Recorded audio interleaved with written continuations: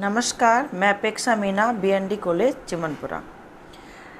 BA part third Sanskrit के व्याख्यान में आपका स्वागत है। भगवत गीता, कल के वीडियो में हमने भगवत गीता के 30वें श्लोक तक पढ़ लिया था। आज उसी क्रम को आगे बढ़ाते हुए मैं 31वें श्लोक से प्रारंभ करती हूँ। देखिए, ये में मत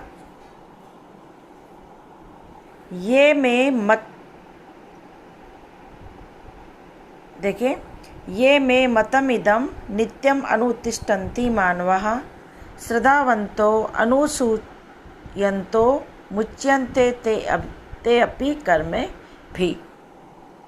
अन्वय देखिए, ये श्रद्धावन्तः अनुसूयन्तः मानवा में इदं मतम नित्यम अनुतिष्ठन्ति ते अपि कर्म भी मुच्यन्ते। आसक्ति से रहित कर्म करने वाले पुरुष इस बंधन में नहीं रहते हैं, किंतु प्राणी को इस प्रकार के होने में भी समय लगता है। इसका सबसे अच्छा उपाय है बार बार इस विवेचन का श्रवण करना। इस पद्य में इसी अभ्यास के विषय में बताते हुए भगवान श्री कृष्ण कह रहे हैं, ये श्रद्धावंत है जो श्रद्धावान, ये श्रद्धावंत है जो श्रद्धा से युक्त, श्रद्धालु एवं अनुसूयंत है, दोष बुद्धि से रहित। मानवा क्या कह रहे हैं कि जो श्रद्धालु एवं अनुसूयंत है, दोष बुद्धि से रहित, कि जो श्रद्धालु एवं दोष बुद्धि से रहित मानवः मनुष्य में इदं मतम नित्यम अनुतिष्ठन्ति, जो मेरे मत का, जो मेरे बताए गए इस मत का नित्यम अनुतिष्ठन्ति, नित्य प्रतिदिन ही व्यवहार करते हैं, ते अपि कर्म भी मुच्यन्ते, वे भी कर्म भी मुच्यन्ते, वे भी समय पाकर इस ज्ञान का साक्षात्कार करके कर्म के बंधनों से मुच्यन्ते, छूट जाते हैं। भगवान कृष्ण क्या कह रहे हैं कि जो श्रद्धालु श्रद्धा से युक्त होकर, दोष बुद्धि से रहित होकर, जो मनुष्य मेरे इस मत का नित्य ही व्यवहार करते हैं कि हमारी आत्मा कर्ता या भोक्ता नहीं है, अपितु संपूर्ण कर्ता भोक्तापन प्रकृति के गुणों में ही है, वे भी इस प्रकार इस ज्ञान का साक्षात्कार करके कर्मों के बंधन से छूट जाते हैं।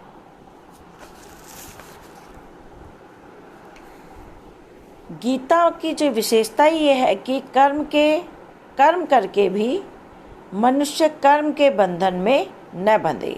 यही गीता की विशेषता है और इसी विशेषता से उसे जीवन का सर्वश्रेष्ठ ग्रंथ बताया है। कर्म के बंधन से वे छूटते हैं जो दोष बुद्धि से रहित होते हैं और श्रद्धा से सहित परमेश्वर के मत के अनुसार व्यवहार करते हैं। जो अपने दोष न देखकर पराये दोषों को देखता है, वह सबसे बड़ा दोषी होता है। दोष बुद्धि बन जाने से अच्छा देखने की आंखें भी बंद हो जाती है। वो श्रद्धा वह है जो अंतर आत्मा को सत्य में टिकाती है। सत्य की धारणा का नाम ही श्रद्धा है और श्रद्धा जो है वह एक निष्ठा से श्रद्धा को बल मिलता है। श्रद्धा जो है बिना विश्वास के नहीं उपजती है।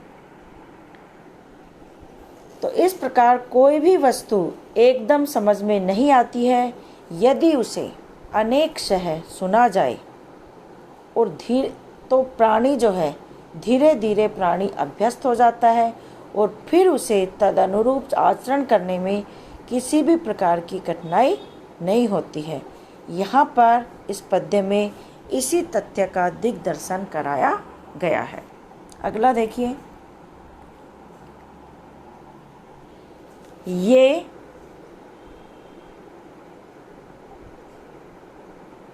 त्वेत अभ्यसूचयन्तः नानुतिष्ठन्ति मे मतं सर्वज्ञान विमूढ़ास्तान् विधि नष्टान् चेतसः। जो प्राणी इस उपयुक्त सिद्धांत के अनुसार आचरण नहीं करते हैं, उनकी हानि का वर्णन करते हुए भगवान श्री कृष्ण यहाँ पर बताते हुए कह रहे हैं। अन्वय देखिए, ये अचेतसः एतत् मे मतम् अभिसूचयन्तः न उत्तिष्ठन्ति तान् सर्वज्ञान विमूढ़ान् तु नष्टान् विद्धि। ये अचेतसः, जो अचेतसः मूर्ख लोग क्या कह रहे हैं कि परंतु ये अचेतसः जो मूर्ख लोग एतत् मे मतम् अभिसूचयन्तः न अनुतिष्ठन्ति, कि जो मूर्ख लोग मेरे बताए गए इस मत को अभिसूचयन्तः दोष दृष्टि वाले या दोष दृष्टि रखते हुए कि आत्मा कर्ता भोक्ता नहीं है, यह कैसे मान ले। न नुतिष्ठन्ति, इस प्रकार सोचते हुए इसके अनुसार न नुतिष्ठन्ति व्यवहार को नहीं करते हैं। तान सर्व ज्ञान विमूढ़ान, उन सब प्रकार के ज्ञानों, तान सर्व ज्ञान विमूढ़ान, सर्व ज्ञानों से विमूढ़ चित्त को, तो उन सब प्रकार के ज्ञानों से विमूढ़ हुए चित्त वालों को तो तू नष्टान विधि, उनको तो कल निश्चित रूप से कल्याण मार्ग से भ्रष्ट हुआ ही समझो। भगवान श्री कृष्ण क्या कह रहे हैं कि हे अर्जुन, जो मूर्ख लोग मेरे इस मत को दोष दृष्टि रखते हुए कि आत्मा कर्ता और भोक्ता नहीं है, इस बात को कैसे मान ले, तो इस प्रकार मेरी बताए हुए मत में दोष दृष्टि रखते हुए इसके अनुसार जो व्यवहार नहीं करते हैं, उन सब प्रकार के ज्ञानों से विमूढ़ हुए चित्त वालों को कल्याण मार्ग से भ्रष्ट हुआ ही समझो। निश्चित रूप से मान लो कि वो कल्याण मार्ग से भ्रष्ट हो चुके हैं।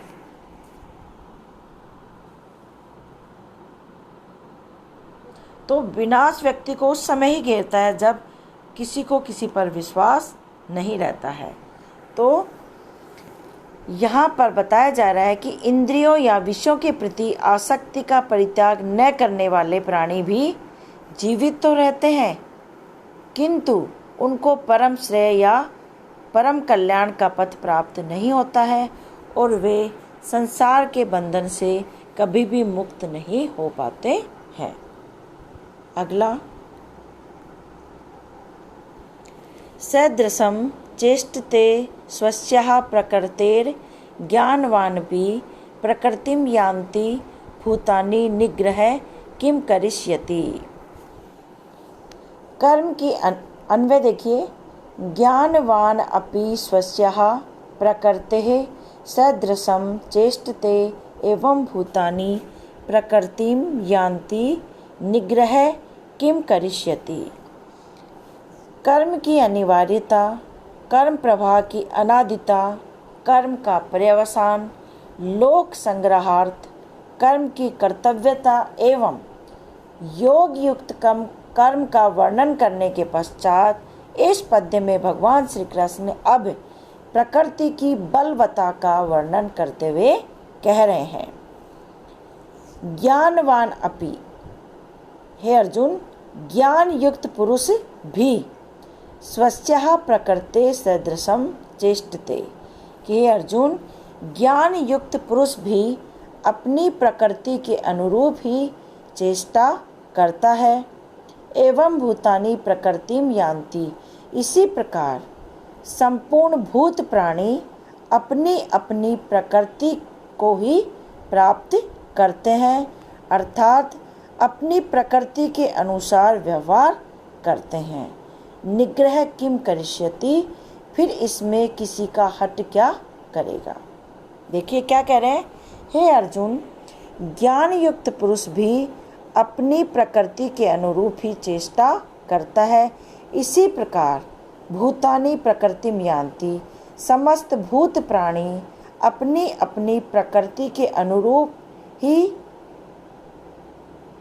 अपनी अपनी प्रकृति को प्राप्त करते हैं, अपनी अपनी प्रकृति के अनुरूप ही व्यवहार करते हैं।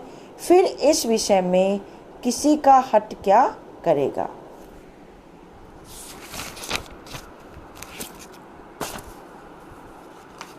तो यहाँ पर इस पद्य में बताया जा रहा है कि प्रकृति बलवान है, कामकामी परमेश्वर के पथ पर नहीं चलते और धर्मकामी जन विषयों भोग की ओर नहीं जाते हैं।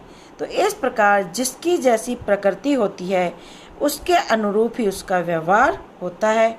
कुछ नर नारी समझाने से भी नहीं समझते, कुछ स्वयं ही सोच समझकर व्यवहार करते हैं।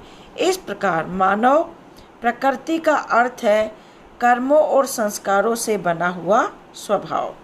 ज्ञानी ध्यानी संयमी दाता सूरवीर आदि सभी व्यक्ति अपने अपने स्वभाव के अनुसार ही व्यवहार करते हैं।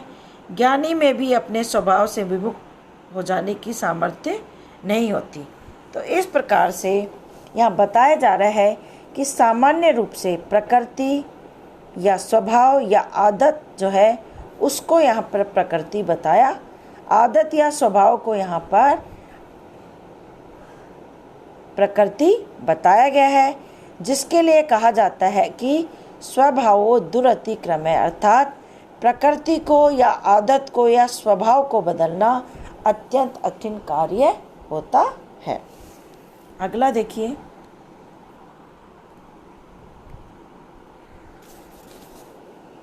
इंद्रियस्य अर्थे इंद्रियस्य अर्थे राग द्वेषो व्यवस्थितौ तयोर्न वशम आगच्छतौ ही अस्य परिपन्थिनौ। अन्वय, इंद्रियस्य अर्थे राग द्वेषौ व्यवस्थितौ तयो वशम न आगच्छेत ही तौ अस्य परिपन्थिनौ। अब इस पद्य में बताया जा रहा है कि प्रकृति बलवान अवश्य है, किंतु यदि कोई प्राणी उसके चंगुल से निकलने की चेष्टा करता है तो उसी के लिए उपाय बताते हुए भगवान श्री कृष्ण यहाँ पर कहते हैं, इंद्रियस्य क्या करें, इंद्रिय के विषय में। इंद्रियस्य अर्थे, इंद्रियस्य इंद्र का, इंद्रिय का, इंद्रिय के अर्थ विषय में। क्या कह रहे हैं कि इंद्रिय के विषय में, अर्थात सभी इंद्रियों का अनुकूल व प्रतिकूल विषयों में राग द्वेषो व्यवस्थितौ, स्वाभाविक राग एवं द्वेष होता है। क्या कह रहे हैं कि इंद्रिय के विषय में राग और द्वेष जो है वो व्यवस्थित होता है। तयो वशम न आगच्छेत ही तौ अस्य परिपन्थिनो। तयो तो इस प्रकार उन दोनों अर्थात उन राग द्वेषों के वशम न आगच्छेत, वशीभूत न हो जाए। क्या कह रहे हैं, दोबारा से देखिए कि प्रत्येक इंद्रिय का इंद्र के विषय में, अर्थात सभी इंद्रियों का अनुकूल व प्रतिकूल सभी विषयों में स्वाभाविक राग द्वेषो व्यवस्थितो, राग एवं द्वेष व्यवस्थित है। तयो वशम न आगच्छे, तथापि उन राग द्वेषों के वशीभूत न हो जाए, क्योंकि ही तौ अस्य परिपन्थिनो, क्योंकि वे राग और द्वेष ही अस्य इस जीव के परिपंथिनौ, जीव के कल्याण मार्ग में ठग या बाधक या शत्रु होते हैं। कि प्रत्येक इंद्रिय के अपने अपने विषय में राग और द्वेष व्यवस्थित होते हैं। उन दोनों राग और द्वेष के वशीभूत मनुष्य को नहीं हो जाना चाहिए, क्योंकि वे दोनों ही राग और द्वेष ही इस जीव के परम शत्रु होते हैं। वस्तुतः यहाँ बताया जा रहा है कि वस्तुतः ये राग और द्वेष जो है मनुष्य को अंधा बना देते हैं। ये सचमुच में जीव को भ्रम में डालकर असत्य में सत्य बुद्धि को दृढ़ कर देते हैं और उसे सत्य मार्ग से विमुख कर देते हैं। अतः प्राणी को इन राग और द्वेष के वश में कदापि नहीं होना चाहिए।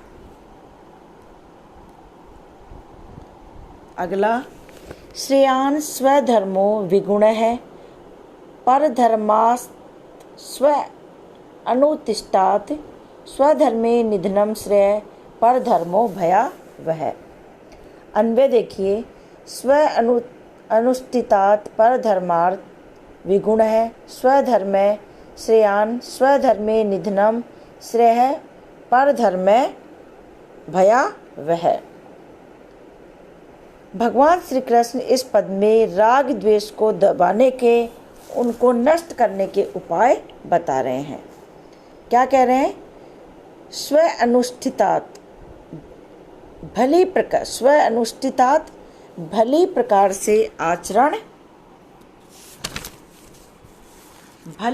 से आचरण किए हुए परधर्मार्थ पराय धर्म से विगुण स्वधर्म श्रेयान्।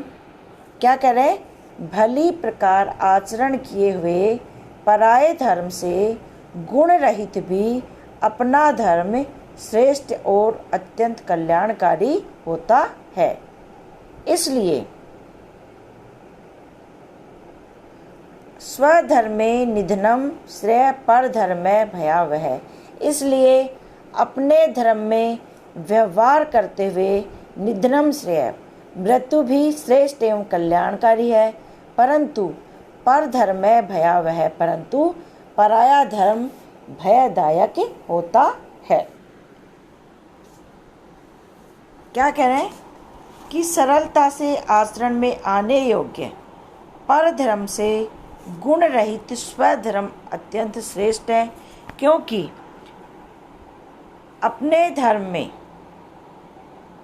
मरना भी, अपने धर्म में व्यवहार करते हुए मृत्यु भी कल्याणकारी है, परंतु पराया धर्म अपनाना भयदायक होता है।